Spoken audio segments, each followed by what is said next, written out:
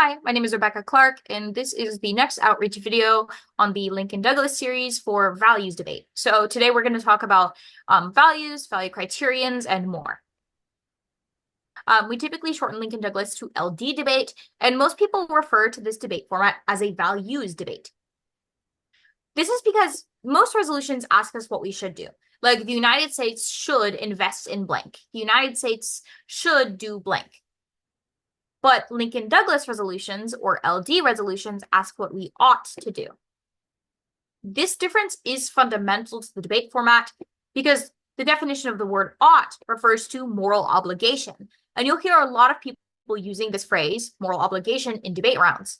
Therefore, Lincoln Douglas resolutions aren't asking us just like what we should do because it creates economy, but rather they're asking us what we have a moral obligation to do.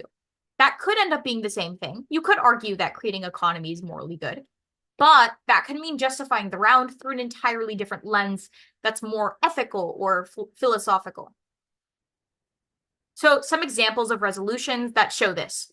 And these are all from last year. For instance, we had the March-April topic. The primary objective of the United States criminal justice system ought to be rehabilitation. Or the January-February topic about ought to substantially reduce military presence, or the November-December topic, ought to prohibit the extraction, and same with September-October. So sometimes you'll go entirely a year using this word ought, talking about moral obligation and not using the word should. But there are other ways that LD resolutions sometimes signal this kind of value debate. So for instance, not all resolutions have the word ought. And if you look, this March-April resolution says, resolve, the development of artificial general intelligence is immoral. Although this resolution doesn't use the word ought, the word immoral also suggests a values debate. Same could be said for the Nationals 2023 resolution. Have a moral obligation. This suggests a values debate. Same for Jan-Feb. The justice requires open borders. Well, the term justice is a value, and so that suggests a values debate through a philosophical lens. Same for Jan-Feb. Of the previous year, the appropriation, or not previous year, outer space by private entities is unjust. Word unjust refers to justice, which is a philosophical lens. And again, for one of the previous nationals topics, limiting civil liberties, which is again a question of like ethical lenses, like how do we prioritize civil liberties? What justifies this kind of things? And now you're weighing public health emergencies versus civil liberties, and that kind of creates naturally an ethical round. So different topics will typically use the word ought, which signifies moral obligation and essentially a round over such. And other resolutions might not use the word ought, but they have other words in the resolution that signify this kind of debating and will suggest to you the direction in which it'll go. So what is the purpose of this value? Like, why don't we just use the word could or should? Why don't we use other words that just suggest consequentialism or just doing things that like lead to creating economy or are better for the environment? Why do we care about the ethical lens? Well, the purpose of the value is to identify what in society is valuable. In a lot of other formats, when we use the word should, we typically have like varying debates. Sometimes debaters talk about environmental harms, sometimes debaters talk about economic harms, and it's true that these things are important and valuable.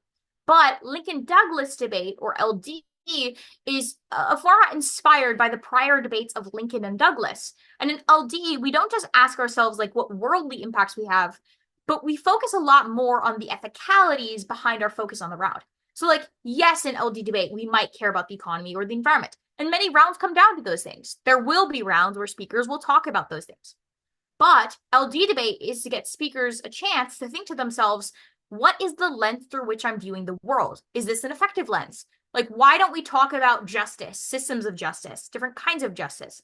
Why don't we talk about morality rather than just econ or environmental impacts? So LD debate gives speakers a chance to try to view the world through a different lens and talk about like a philosophical way of viewing the topic. So essentially, the purpose of the value is to ask, what should our discussions center around? Like, what does a good society look like beyond these like pretty obvious impacts of a policy action? And what ethical lens should we frame the round with? So here are some examples of common values in Lincoln Douglas debate. Now, most speakers will typically use a value of morality or justice. 9 times out of 10, this is going to be the value that one, if not both speakers in a round will be using. So you should expect that most of your debates will have a value of morality or justice. Also, I would suggest if you are in a circuit or you're going through to a tournament with very not so trained judges, maybe parents that have been hired by their schools, or just without much judge training, if you go to a circuit that's a lot more traditional and you don't expect there to be highest quality judges, then I wouldn't suggest using many values beyond these. Because typically, this is what people know, this is what they look out for. People are also intuitively familiar with concepts of morality and justice. So these are easy values for you to use and for debaters to respond to, and they create less unclear rounds. Sometimes debaters also use quality of life as a value. In my opinion, this could better be used as a criterion, which we'll talk about soon. But insofar as like it identifies what's valuable in society, which could be having a high quality of life, it works. And then some other values debaters sometimes use. I've heard debaters use autonomy or liberty somewhat synonymously. So talking about like your ability for self-control or for movement, or talking about the access to rights and like how much liberty you have. I've also heard debaters talk about equality, democracy, sovereignty, and more. Typically for rounds, again, it's best to use morality or justice. Not only are these words often used in the resolution, but they make the most sense to judges. However, I always tell debaters that you should just do what's strategic for winning. And so if you think as a debater that somehow using a value of equality will be better for your case and will increase your chances of winning rounds, then by all means do so. So to quickly define, insofar as most debaters use morality or justice, we're going to very quickly cover what those two terms mean. So here's a definition I like of morality from the Stanford Encyclopedia of Philosophy. They describe morality as one, descriptively to refer to certain codes of conduct endorsed by society or group, or accepted by an individual for behavior. Not important, that second part. Or two, normatively to refer to a code of conduct that given specific conditions would be endorsed by all rational people. It's important to understand that morality typically refers to things that people in large support or believe. Because the truth is, it's hard to objectively know what's moral. Like, how do I know inherently that killing a person's moral? Well, I know that killing a person is immoral, because we as a society agree to it. And not because there's any like check mark or like list of boxes that we can check off to confirm whether it's moral or immoral. Now, as we'll talk about soon, some different philosophers do try to find ways to define morality, or at least to define what actions qualify as moral. But for the sake of a vague description, and this is what most debaters cite morality as, morality is an accepted set of standards by society. So if most people agree that something is good or honest, they agree that it's moral. Some debaters will choose to define morality or immorality as being something that causes harm to others. But again, this kind of regresses to the central idea of it's immoral if society agrees that it's bad, because society agrees that pain is bad. So at its center, morality is socially accepted norms. Now, justice and morality share many roots, but to define justice separately from the Markula Center for Applied Ethics, justice means giving each person what he or she deserves, or in more traditional terms, giving each person his or her due. Justice and fairness are closely related terms that are often used today interchangeably, but there are more distinct understandings of the two terms. So this is why you'll often hear debaters use the phrase, justice means giving each their due. It's about getting what you are not only owed, but to some level getting what's equal and what's fair. This is why justice and fairness, as the quote identified, do have very similar roots, and they're often used interchangeably. Now, the thing is, we have these vague or more broad terms of justice, but sometimes, or values, but specifically with justice, sometimes debaters will step back and they'll choose to use more specified versions of values. So let's use a case study of justice. I could go to round and I could define justice as giving each their due, and I could therefore have a broad understanding of justice, and that could be my value. We could stop there. But I could also identify that there are three major kinds of justice. You have distributive justice, retributive justice, and you have restorative justice. Distributive justice focuses on like the fair allocation of resources. Retributive justice focuses on justice for wrongdoing. So if a criminal commits a crime, then they should be punished accordingly. And you also have restorative justice that focuses on repairing harm that was done to somebody or something. So I could go to round and I could focus on one of these three forms of justice. Hypothetically, the major principles of justice would be the same. But insofar as I could specify, this could somewhat change the argumentation. And as a debater, you should at least be open to the possibility that somebody will, for instance, say that their value is distributive justice, and just be ready to handle that. Moreover, you have different theories of justice from different philosophers. For instance, maybe most commonly, you have John Rawls, known for justice as fairness. John Rawls focuses a lot on the concept of like inviolable rights, how in any just society, you have certain rights that no matter the benefit of the whole, society cannot just override. So sometimes debaters argue justice as fairness, seeking to ensure not only equality, but equity for people. You also have Locke and the social contract, where Locke talks a lot about things like natural rights, consent of the governed, and how if you consent to a governed, they should be able to act, but when they override your consent, you should be able to overthrow. And Locke goes very much into detail over this social contract, which if you read more of, is a very good read. Now, you have more authors that debaters could hypothetically cite, like Rousseau, Hobbes, and Sandel. They don't quite as frequently, and in my opinion, Hobbes is just hard to, well, I guess, justify or endorse.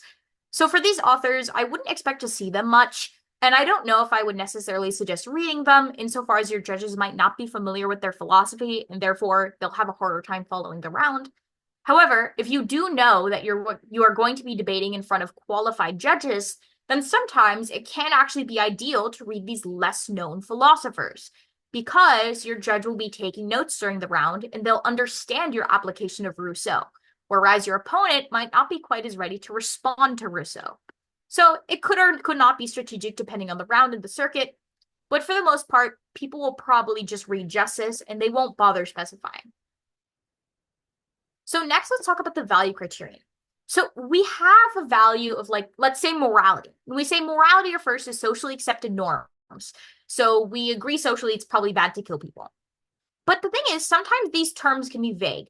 Like, I could argue that, like, having a good environment, like creating a good environment is moral, because when we hurt the environment, we maybe cause air pollution, and that's bad for people's health. And we agree that pain is morally wrong. So probably leading to environmental degradation is morally wrong.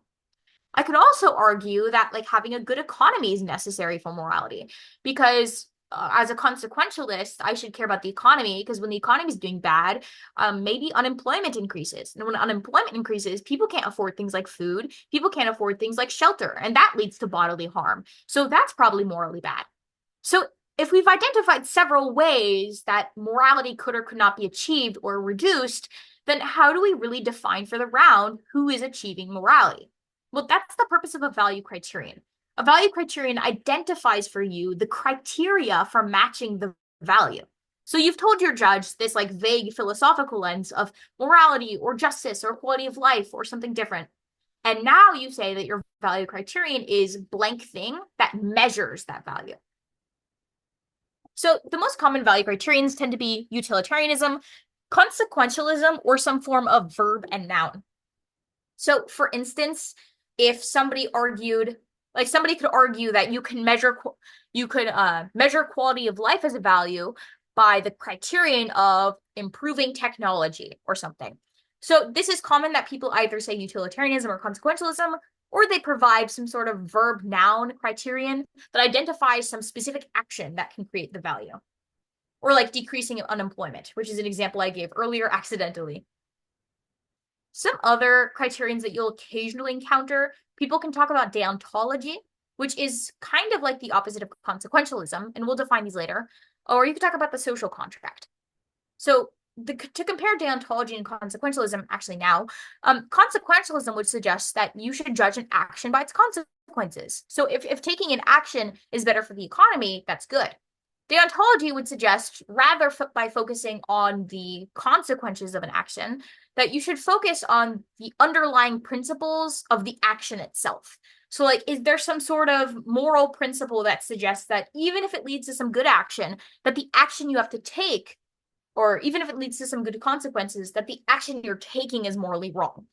So one framework could suggest focusing on the outcome of the policy action, and one framework could focus on the ethicality of the policy action itself. And then you have the social contract, which is typically known for philosophers Hobbes and Locke. And the social contract could be appropriate if you're reading a value of justice. And then you'll say, in order to measure justice, we can look to the social contract argued by Hobbes or Locke, which identifies XYZ, XYZ. So let's talk a little bit about how to choose a criterion. Or actually, sorry. I had removed a slide on this, but I will slightly specify. Utilitarianism is probably the most common value criterion you'll hear in rounds. Now, there's this common misconception about what utilitarianism necessarily means. Now, there are technically several forms of utilitarianism. There's like negative utilitarianism, hedonistic utilitarianism, and more. I wouldn't suggest focusing on these differences. I mean, if you even wanted to, you could subdivide between Bentham and Mill and their different theories of utilitarianism. Often debaters won't go this far into doing so, and they'll just say that the value criterion is utilitarianism. Now, when debaters say this, they're typically thinking of hedonistic utilitarianism, which defines doing the most good for the most people, or preventing the most harm from the most people. So as a vague concept, this is just doing as most good or harm as possible, and that aligns with kind of a consequentialist framework. You should focus on the consequences of your action, and you should focus on creating good or removing evil. Now, there's a common misconception that sometimes debaters believe that utilitarianism means that you should only care about the biggest impact, but sometimes utilitarianism can also care about aggregate impact. And this can be valuable when debating these kind of rounds, because a very common response to utilitarianism is the debater that says that utilitarianism always justifies overlooking the minority. Well, utilitarianism also cares about aggregate pain. So if a minority population is experiencing aggregate pain that, although in the moment not to a high degree, it has like a high known possibility and it is constantly accumulating and aggregating, then your utilitarianism probably would care. So there are different ways of defining and kind of understanding these criterions, but often, despite utilitarianism being used the most, it's often actually misunderstood by debaters. And then we end up in these wish-washy rounds about whether utilitarianism only cares about the majority, does it care about the minority, what kind of harms does it care about, and rounds like that. So I'd at least suggest reading a little bit through the literature of Bentham or Mill, or at least reading about things like hedonistic utilitarianism. I would definitely suggest the Stanford Encyclopedia of Philosophy, and at least getting familiar with these theories of the world. Because if you aren't familiar with them, then when debaters begin to refute you, and they use those very common refutations that judges hear all the time, well, they tend to stick unless you have a very sturdy and confident response. So let's quickly talk about how you're choosing criterions and what they mean for the round. Well, we just agreed that you have a value, and sometimes it can be a little vague. Like, what necessitates reaching justice? How do we know that we've created a moral society? And therefore, how do we know which side wins the round under that value? Well, you identify that through the criterion. You choose a value, which is this vague philosophical lens, and then you choose a criterion, which tells you how you measure achievement of that lens. And so therefore, your criterion kind of depends upon your value. For instance, if I'm in a round and I use a value of morality, for a criterion, I could use the categorical imperative, which is literature written by Immanuel Kant, a very common author of morality that most people refer to, where he focuses on concepts like rationality, universalizability, or the principle, and humanity never being seen as a means to an end. He talks about duty, stuff like that. Now, the categorical imperative is too complex for your average judge. So in a lot of rounds, people will use a value of morality and a criterion of maybe consequentialism, because if an action we take leads to consequences that harm people, and if we agree that harm is morally bad, then that's a fine criterion. But it also wouldn't make sense for me to use the categorical imperative for a different value. Like maybe if I used a value about sovereignty, it'd be a little odd for me to then use a criterion about the categorical imperative. So do you need to use the categorical imperative to use a value of morality? No. But what you should understand is that maybe your value criterion could depend on your value, and that certain criterions are appropriate for certain values, yet not others. For another example, maybe I use the value of justice. And for the criterion, I could talk about some standard talked about in Rawls as justice is fairness, maybe like the veil of ignorance, which focuses on impartial decision-making without personal bias, which should hypothetically lead to more equitable decision-making. Now, do I need to use the veil of ignorance? No. I could also pretty easily argue that justice is achieved through consequentialism, because in a just society, everyone is given their due. And maybe if we have better economic outputs, everyone can be given their due and people can be hired for jobs and we can lead to more equitable decision making. Or that somehow our policy actions actually going to be better for vulnerable populations that are currently not being given their due. Anyways, the point is not that you have to use these very specific criterions for your values. And when you're in rounds where your judge isn't educated on many, I guess, philosophical authors or different ethical lenses, then maybe this isn't even strategic to do so. However, the point is that sometimes your criterion needs to align with your value. And there are vague criterions like consequentialism that will align with nearly every value. But there are also specific criterions that don't make sense in application to other values that have nothing to do with them. So here's kind of an important warning that I've been giving along, but does need to be said officially. So in most debates, these distinctions don't end up mattering. I mean, it's cool to know about the categorical imperative, but I don't think I've been to a single local debate in the last 2-3 years where anyone has cited the categorical imperative.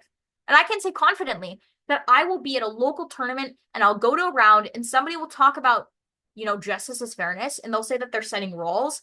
And they'll say nothing about the veil of ignorance. They'll say nothing about the original position. And they'll say very little about what Rawls actually talks about. So often debaters don't take the time to really dive deep into these philosophies. And some debaters will even not understand their philosophies even when they are reading them. I'll come across debaters that are reading Rawls and clearly don't seem to actually know what Rawls talks about. And when I ask them about these things in cross-examination, they can't answer me. What I will say is avoid reading these philosophies if you don't want to understand them. If you're not going to read any of Rawls, probably don't cite Rawls unless you genuinely have a good understanding of what he says. But I'd also say that in some cases, it might not be strategic to make these distinguishments at all. Even if you do understand Rawls, the original position is not an inherently intuitive term that we're all just going to know and understand. And if your judge is inexperienced, they're a parent judge, and they're already struggling to keep up in the round, it won't be any easier when you're also trying to explain the original position to them. So if you have a qualified judge and you're at a nice tournament and you've read your literature and you're ready to talk about these things, go ahead, talk about them. It might be strategic, especially if your opponent doesn't know how to respond. However, I would caution to not read these kind of arguments in front of judges that you know are likely not familiar with them whatsoever, and especially judges that aren't taking notes. If your judges aren't taking notes, or the term you would use flowing during your round, and if they're new to debate, it's likely they will not pick up what you're putting down. But if you're in a position where you think this is strategic, then go ahead. So yeah, I mean, in most debates, these distinctions do not matter. Not only your opponent not distinguish these things, but maybe you shouldn't if your judge isn't qualified. However, it is valuable to understand these things because you could find your way into the room of a qualified judge, and then it could be strategic to read these arguments. Or you could be in the room with an opponent that does choose to specify these things. I know for me that at my state qualifications, despite it being a local tournament with many judges that were unfamiliar, I chose to actually read Rawlsian philosophy because I knew I was familiar with it, and I figured that I could explain it in a way that was intuitive enough for them to understand. And I never lost a round reading Rawls and going for the original position. So for me, this was strategic. It fit my case. I understood the literature, and I was able to convey it in a way that was intuitive to parents. So I didn't have issues doing this. And I know that my opponents didn't know enough about Rawls to really refute it. And so they stood up and never really talked much about the criterion. And insofar as my judges were told to look out for the value debate, they liked how much I discussed it. But it really depends on your round, and in many instances, it won't be useful for your debate career to really dive deep into these things. You should at least just obtain a surface level understanding. So for the last thing we're going to talk about today, we're just going to talk a little bit about how you debate through values and criterions. Because what if the app says that you should care about morality and the negative says you should care about justice? Well, how do you define that one's better, or how do you debate that one's better than the other? And how do you necessarily handle this level of argumentation? Because you're maybe used to arguing that this policy action is good or bad, but debating a philosophical lens is a little bit more difficult. Well, for one thing, you can kind of treat this like any other refutation. And I'm just going to identify 3 main ways that you can debate between these things. But really, you can just refute a value or a criterion like you would any other argument. You can find some underlying flaws to the ethicality. You can maybe come up with an example of how it could justify some really bad thing that we all agree is pretty bad. Or you can just refute it like you would any other argument. However, that's not easy for people always to say, especially if they aren't familiar with these kinds of like philosophical lenses. So just for general practice, there are three really big ways you can refute these arguments. One, through a lens of topicality. Two, by weighing impacts. And three, by explaining that one theory regresses to or is a prerequisite to another. So let's just cover those quickly individually. So first, kind of topicality. So in most of the topics we have, the resolution uses the word ought. And I gave a definition at the beginning of this video that said that ought referred to moral obligation. Well, it's easy to argue that therefore, if the resolution uses the word ought, and the word ought means moral obligation, then a value of morality is appropriate, because the resolution clearly wants us to talk about morality. On the flip side, for instance, on this January-February topic, resolved, justice requires open borders for human migration. Well, the resolution says justice, so you could argue that justice is more topical, because the resolution says justice, so we should talk about justice to prove the resolution. Now, most judges just assume topicality is a good thing, and if you tell them this, that's plenty. If you want to go a little further, you could also argue that being topical is valuable for creating better debate rounds, because if we're on topic, then that means both parties that are debating had time to prepare, and they knew what to expect going into the round, and therefore we have more educational rounds.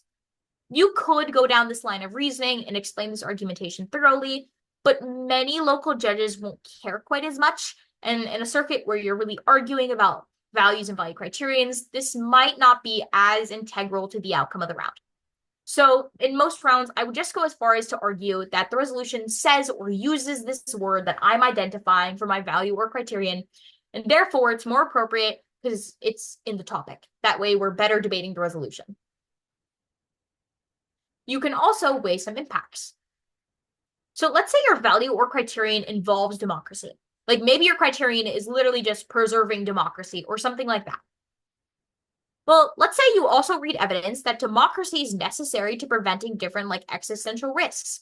Like maybe you could argue that democracy is necessary to efforts to mitigate climate change. And climate change is probably an existential threat, which means it threatens the society to a near level of extinction and on a very large degree. So this evidence would suggest that democracy is a very, very important high magnitude impact.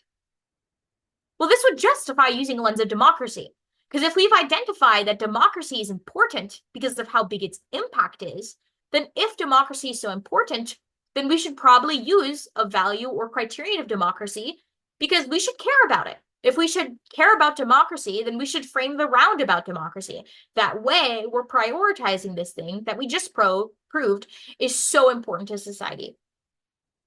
And this would justify valuing democracy over some other value or criterion. And then there's this also third argument about prereqs and regression.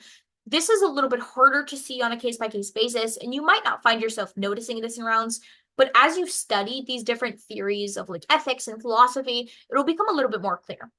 So let's just do an easy kind of watered down example. Let's say one team reads a value about quality of life. So they're saying what's valuable in society is quality of life. So like we probably want people to be educated, and to be healthy, and to be happy. The other team reads a value about sovereignty, which is the ability of a government to maintain its own affairs. So for instance, if I can constantly intervene in government W, then government W really isn't sovereign because it can't control its internal affairs without me intervening. Well, the team arguing for sovereignty could argue that sovereignty is necessary to security, because if you can't control your own internal affairs, then how do you maintain your own security? How do you guarantee those kind of things? So they would say security means the ability of a government to ensure their stability, the ability of the government to innovate and to create a higher quality of life. So therefore, they would be proving that sovereignty is kind of a prerequisite to quality of life. Because if we're not sovereign, we're not secure. And if we're not secure, we can't ensure quality of life. If we can't ensure quality of life, then we have no quality of life. So what that team would have just proven is that by achieving sovereignty, you achieve what's the prerequisite to quality of life. And you've proven that sovereignty should matter more. Because maybe we do prioritize quality of life, but if we do that, maybe we lose sovereignty. And if we lose sovereignty, then we also lose quality of life. So what you should just be understanding is how these different theories of ethics or philosophy interact with one another. Because this is a nuanced argument that a really beginner judge may not fully understand, but just an intermediate judge will really appreciate and be likely to vote on. And also, I know personally, at least in my circuit, but in a lot of other circuits, that often judges are just told to look out for the value debate, especially if they're judges that previously judged a format like public forum or world schools debate. As they transition to LD, they're told, look out for the value, look out for the value criterion, because that's what people think makes LD the most unique, which it truthfully kind of is. So because of that, when you're making smart arguments like these about your value criterion, you sound smart to your judge. And when you sound smart to your judge and you talk a lot about these things, that makes them happy. So I wouldn't waste time making these arguments if not necessary. But if you're in a round and you notice this kind of thing, then it's clever to point out. Because maybe your case requires that you win your criterion. Or maybe your case very clearly connects back to your criterion. So you do need to win it that round. And therefore, you should do this debating. Other times, both cases could really win under their criterion, or maybe you think you're winning under both teams' criterions. And we'll come up with an example of these in future lectures. But point being, sometimes there are rounds where it's necessary to win your criterion. Sometimes there are rounds where it's not so much. But at the very least, talking about it is helpful because your judges are likely told to look out for this. And so, insofar as they're going to be looking out for it, you might as well appease them and talk about the thing that they want you to talk about. This is meant to be a thank you slide. Okay, well, thank you for watching, and that is all. We'll come up with a future lecture where we'll probably talk about this on a case-by-case basis or give some like better case studies. Thank you.